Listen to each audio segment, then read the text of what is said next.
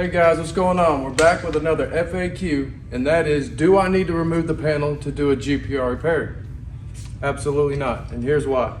Say you only have a K-bar kit.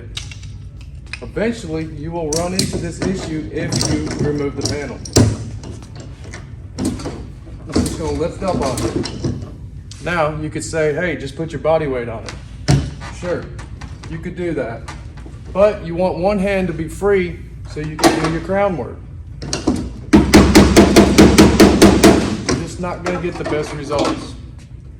Over here, we'll use the same tool on this jig we made to kind of give it a visual of it being on the car.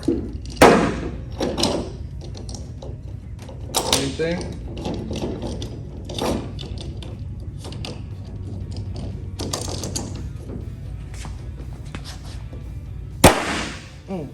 Now, my hand is free to do crown work.